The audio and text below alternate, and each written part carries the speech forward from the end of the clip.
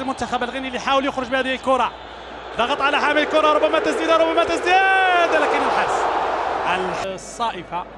تبادل كروي داخل منطقة عمليات، والهدف الأول للمنتخب الغيني، والهدف الأول للمنتخب الغيني بهذه الغيني بهذه الكيفية. شوف في المرة الثانية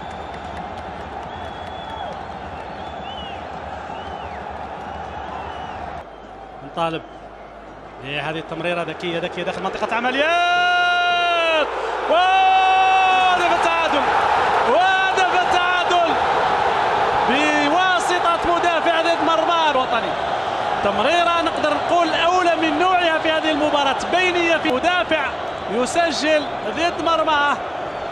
وهدف التعادل طبعا ياسر بلدي، أسامة بلدي هو من سجل ضد مرمى بهذه الكيفية وهذه إلى هذه الكرة.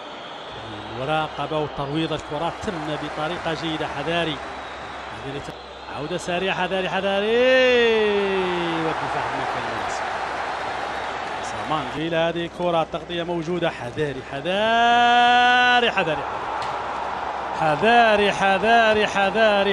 وكرة هدف الثاني. الكرة الثانية وحده سدد منه، كان امامه قويري. زروقي، عمورة، عطال يسدد من بعيد جانبية. دقيقة هي اخطر محاولة.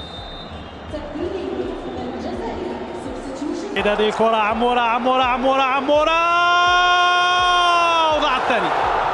وضاع الهدف الثاني. عمورة استعاد الكرة على الجهة اليمنى داخل منطقة العمليات، ومندرية بصعوبة، ثم إبعاد هذه الكرة.